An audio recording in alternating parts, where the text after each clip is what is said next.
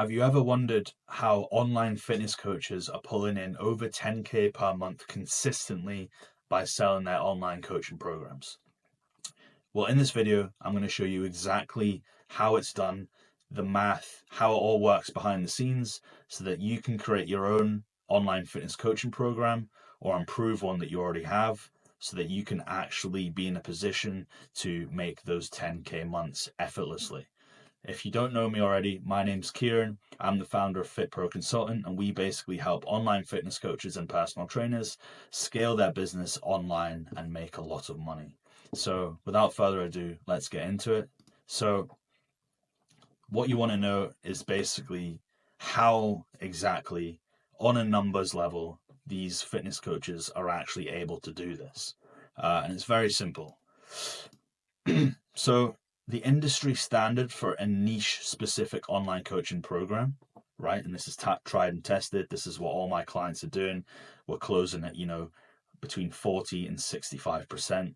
So the pricing structure is spot on if you sell it in a specific way. Now, we usually do 2K for 3 months or 3K for 6 months, right? Obviously, we're trying to optimize for more cash collection up front and also giving our clients a bigger time to get results, and they just have more emotional investment. If you're a complete beginner with zero social proof, then you might want to kind of split that in half, right? 950 for 3 months, 1,500 for 6 months is completely fine. Just till you get three to five clients that you can then extract, video testimonials and get some results from, just to kind of back it up a little bit. Now, the close rate, like I'm saying, is, between 30 to 50%, I'd say, is average, right? You can get a lot higher than that if you want, by, implementing the right strategies. 60 to 80% should opt for the 6 months if you deploy weighted pricing. Weighted pricing is just highly incentivizing the option that you want to sell the most. Now, obviously 6 months is perfect in my opinion for most people, because to really see through a good transformation, it usually takes longer than you think it will. Then you also need to think about the aftercare as well. So if someone has been dieting quite severely, then there will be a period of time where you'll want to still have them as your client so that they don't just pile all the weight back on or whatever it may be. You want to transition them from that dieting state of mind back into a normal frame of thinking. So if we think, right, 5 new clients per month, that's 13K. You'll need around 4 sales calls per week if it's a 30% close rate. That's usually a result of 15 to 20 new conversations per week, which is really not that difficult when the algorithm starts to push your content a little bit to sort of 3 to 5K people views, right, per video. And then if you're actually being proactive about that and trying to and following a social framework, right, to build relationships with people and to book calls, 4 calls per week really isn't that difficult at all. So that's kind of what the math looks like, right? Just got some proof here as well. So this is one of my newest clients, Marcus. He had a little bit of a following on YouTube, like 10K followers, probably like 800 followers on Instagram, and he was just able to go from 0 to over 10K in like 3.5 weeks just by following this system and this process. To be honest, the biggest mistake I see, right, that will stop you from doing this is charging low ticket and copying everyone else, right? I've been there before myself. I was charging £100 per month, and I was just really struggling to get anywhere with that, to be honest, because the amount of traffic coming through my Instagram page at the time was pretty low. So to expect to make good money selling £100 per month is just really unrealistic. However, if you sell high ticket packages right, and actually put your heart and soul into the program, make it the best it can possibly be, and make it specific to one kind of person, you can definitely charge these prices. People will pay it if they see the value in it. So if you don't have that many followers, you might have like a few hundred. It only takes one client a month or two clients a month to be making okay money, you know? You don't need a lot of traffic if you're selling high ticket. So I always recommend to clients to start off with one high ticket product. It's just always the best way to go. So you will fail or struggle if you don't have a big social media following and you're charging, $100 to $300 per month. Not only this, but it's going to create a lot of operational drag on the back end, because for you to make good money, you have to be onboarding a shit ton of clients.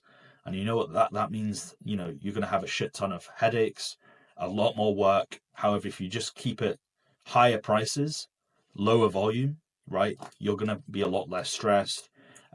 You're going to have clients who are more emotionally invested, and you're going to be able to give each client more of your focus and attention, and then ultimately they're going to get better results. So it is just better doing a high ticket offer as your first offer. Obviously, there is a time and a place for low ticket.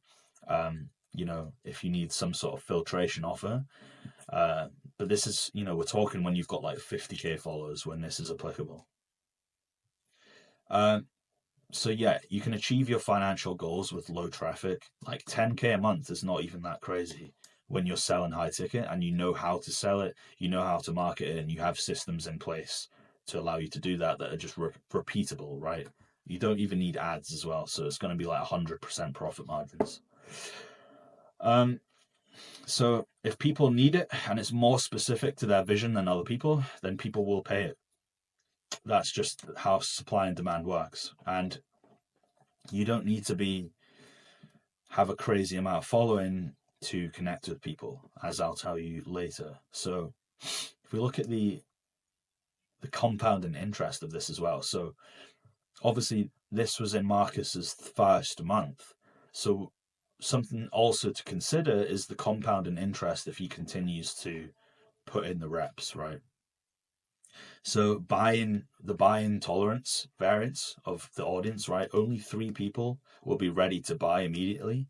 So what does that mean? We're going to have 90% of people who are coming into your ecosystem who you can nurture and follow up with over time, who perhaps might become a client, whether that's in 1 month, 2 months, 3 months, right? You're always nurturing them and they might become a client at some point. So this is going to build up over time. Follow-ups, right? If you actually have a systemized way of following up with people, because if someone's in your pipeline and you just then ignore them because they don't get onto a call straight away, you're leaving a lot of money on the table there. Another thing is re-offers as well. So what a re-offer is basically once a month you'll sort of go back around the people who you didn't close or you've had conversations with, and you'll simply just give them an opportunity, right? A lot of people they need that right opportunity in front of them for them to take action. If it's just regular price, that's not enough for them.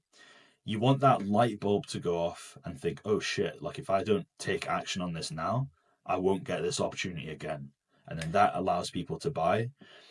The ones who are maybe a bit more stubborn, like they know they need this, but their buy-in tolerance is just much higher than other people. So they need that opportunity, that bargain, right, for them to be happy about the purchase. So that's basically the whole purpose of a re-offer, is to kind of get those people through the door who might be on the fence. Client retention post-program. So this is another thing to consider. After someone's done with the 3 months or the 6 months, you'll obviously have an offer in place for people who want to continue the program, and you'll incentivize that. So, but people might want to stay anyway if your program's good. So community group calls, you might have events, little competitions. Obviously they'll lose access to the software, right, if you've got that. And also something that's really important is just the coach's ability to create future excitement and have a long-term roadmap in place. If you're just going check-in to check-in and coaching someone indefinitely, you can't expect them to be excited about the future and to stay in the program, right? They need to be looking short-term at goals, but they also need to have a long-term vision that you've mapped out for them, that they'll associate that long-term vision with you, right? Because you've sat down and taken the time to map it out with them. And this is going to help people stay for longer. So you should have a client retention rate of, at least 30 to 50% if your program is good and you're actually taking the time to think big with people, right? Because they're going to want you there by their side for the whole time. And you just need to create a big perception of loss if they were to leave the program. And if you give them a good deal, like if you were to divide 3K into 6, you'll have the price for per month, but then you just want to reduce that a little bit more and frame it in a way that's, it's an offer that you have for clients who you want to keep on board, who you enjoy working with, who who get good results, because it's a win-win situation. Now, another thing to consider, which is a controversial one in the industry, is should you focus more on monthly recurring revenue or should you optimize for paid in fulls? So monthly recurring revenue, right? The pro is it's more predictable. It acts as like a base salary, and then you can build on from there at the start of each month. The negative that people don't talk about is the unknown of people's circumstances, their level of commitment, their discipline, all these uncontrollables that you don't have control over, right? And yeah, they could stop the program for any reason whatsoever, really. Like anything could happen. Might not just be a result of their discipline, but anything can happen. So that's one thing to consider.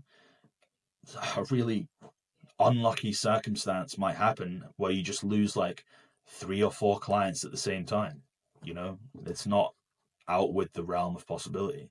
The good thing about paid in full is it's more cash flow up front, right? So you can reinvest back into the business or save it or whatever you want to do, right? You've got the money right there in front of you. It's safer because you're collecting cash up front. So you should have a contract in place that says there's a no refund policy, right? But to be honest, I find personally that the people who pay in full tend to get better results because there's more commitment from the get-go. There's more skin in the game. So I prefer optimizing for paid in fulls, but I know that not everyone's going to be able to do that. So naturally, you're going to have payment plans as well. So you're going to have a mixture of both. The problem with getting all paid in fulls is that because you're getting all the money up front, you're constantly chasing new clients, right? And you essentially start from zero, right? If you're only doing paid in fulls, you're just starting at zero at the start of each month. So the amount of income that you're able to make, yeah, you'll have a good idea of what it's likely to be, but it really is an unknown. So I find that having both is the best way, right? If you optimize for cash up front and PIFs, you will naturally have a mixture of both anyway. If someone needs 6 months to see through their goal, it doesn't really make sense to default to putting them onto a monthly plan. If someone comes to you, you both agree that they need 6 months to do this, and then you're just like, right, okay, that's $200 per month, please. You're not even giving them the opportunity to pay up front. Like, I just don't think that's the way to go. You should always optimize for paid in full. If they can't do it, then you just work down from there, right? Everyone's different. You're going to get some paid in fulls. You're going to get some split pays. People are going to have to. You're going to have some really lenient payment plans for people, right? You just need to know what's the smallest payment that you're willing to take as like a down payment. And then you can just work your way down to there, depending on the person that you're talking to. Everyone's financial situation is a little bit different, but you do want to have some recurring revenue. But of course, I feel like just getting a PIF And having that sense of security is just the better way to go. And it's just more cash flow, opens more doors, more opportunities to invest back into the business. So yeah, always charge for the full price and then work out a custom payment plan if needed, right? Because as I said, just based on pure experience, more emotional investment equals better results. That's the common theme. So I'm always going to try and get as much commitment as possible from the client up front, because then I'll know that they, instead of having an escape mentality, they've got more, it transitions more into a, okay, I've paid all this money, I really need to make the most of this program. So I think it just makes more sense. Now you're probably wondering, why would someone pay me over my competitor who has 100K followers, all these posts, all this social proof? And the reason is quite simple. This is quite a common limiting belief people have that holds people back. But coaching is a people's business, so they need expertise and connection. So all these big gurus do not have the time or the capabilities to build relationships with every single new follower. But you do, right? If someone follows you, you can reach out pretty much almost immediately, if you've got your notifications on, and just be a down to earth person, see what their goals are, give them value up front, and immediately they're going to feel a much bigger connection to you than these people with hundreds of thousands of followers, because there's a huge disconnect there, right? Um, as long as they can see from your profile and your content that you know your shit. Ideally, you've gone through the transformation yourself. That's all. That's all they need, really. Because obviously, you being an authority is important, but they obviously want to know, like, and trust you as well. So if you're the one making the effort and being proactive about building these relationships, they're actually going to want to be coached by you instead. Because a lot of these massive programs, you don't even get access to the founder. Like it's more just like a coach, like a course, or like a systemized process as opposed to an actual coaching experience. So yeah, so the easiest way to build know, like, and trust is by talking with people. So that's actually the advantage that you've got. And I can tell you right now, I've had clients who have started from zero, all the way up to 300K followers, and the process is actually the same for everyone. It's the only difference is the volume, right? However, the conversion rates are actually the same the whole way up. So if you're talking to 10 people, you should be booking this amount of calls, you should be closing this amount of people. Same as if you're talking to 1,000 people, the conversion rates still tend to be the same. The only difference is the volume. So you don't need to worry about this not working depending on where you're at in your journey. Um, so now that you kind of know the numbers behind this and how you can actually make it happen, now the numbers are set, you just have to serve people, right? So by serving your niche on a daily basis, you will gradually start to accumulate an audience of people who you can talk to, book calls, and generate new clients for your business. If there's friction with creating content, that's obviously a huge bottleneck that you need to address ASAP. Um, yeah, because if you're not using ads, then it falls onto content. And if you want to be an online coach, you're basically one of your the biggest task as the business owner is obviously to produce content so that you can get your offer in front of people.